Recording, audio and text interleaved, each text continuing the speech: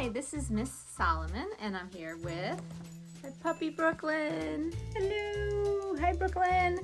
And I'm going to read to you chapter 17 of Mr. Popper's Penguins, and the title of the chapter is Fame.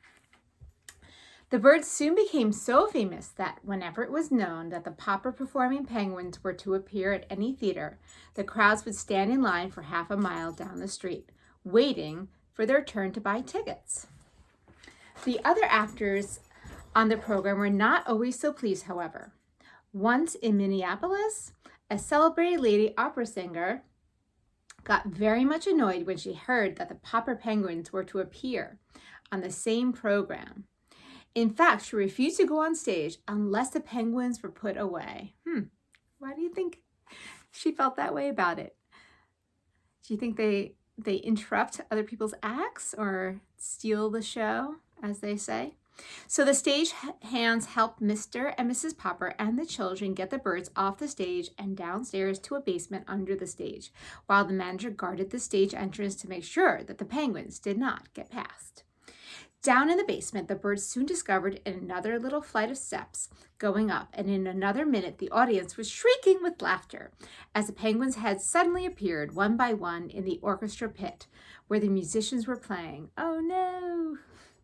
The musicians kept on playing, and the lady on the stage, when she saw the penguins, sang all the louder to show how angry she was. The audience was laughing so hard that nobody could hear the words of her song. Mr. Popper, who had followed the penguins up the stairs, stopped when he saw that it led to the orchestra pit. "I don't think I'm supposed to go up there with the musicians," he told Mrs. Popper. "The penguins did," said Mrs. Popper. "Papa, you better get them off before they start biting the pegs and strings off the fiddle," said Bill. "Oh dear, I just don't know what to do," said Mr. Popper, sitting down helplessly on the top step. "Then I will catch the penguins," said Mrs. Popper, climbing up past him, with Janie and Bill following. When they saw Mrs. Popper coming after them, the penguins felt very guilty because they knew they did not belong there. So they jumped up on the stage, ran over the footlights. "Why don't you sit and be a good girl?" And hid under the singing lady's blue skirts. That stopped the singing entirely. "Sit and be quiet." Except for one high, shrill note that had not been written in the music. The birds loved the bright lights of the theater and the great laughing audiences and all the traveling. There was always something new to see. From Stillwater out to the Pacific coast they traveled.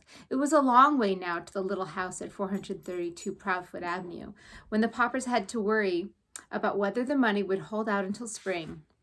And every week they got a check for $5,000. When they were not actually playing in some theater or traveling on trains between cities, their life was spent in larger hotels. Now and then, a startled hotel keeper would object to having the birds register there. "Why, we don't even allow lapdogs in this hotel," they would say. "Yes, but do you have any rule against penguins?" Mr. Popper would ask. Then the hotel keeper would have to admit that there was no rule at all about penguins. And of course, when he saw how neat the penguins were and how other guests came to his hotel in hope of seeing them, he was very glad to have them. You might think that a large hotel would offer a great many opportunities for mischief to a lot of penguins, but they behaved very well on the whole, never doing anything worse than riding up and down too often in the elevators and occasionally biting the brass buttons off some bellboy's uniform. $5,000 a week may sound like a great deal of money, and yet the Poppers were far from rich. It was quite expensive to live in grand hotels and travel about town in taxicabs. Mr. Popper often thought that the penguins could just as well have walked back and forth between hotels and theaters, but every one of their walks looked so much like a parade that it always tied up the traffic. So Mr. Popper, who never liked to be a nuisance to anyone, always took taxis instead. It was expensive to have huge cakes of ice brought up to their hotel rooms to cool the penguins. The bills in the fine restaurants where the Poppers often took their meals were often dreadfully high. Fortunately, however, the penguins' food had stopped being an expense to them. On the road, they had to give up having tank cars of live fish shipped to them because it was so hard to get deliveries on time. So they went back to feeding the birds on canned shrimp.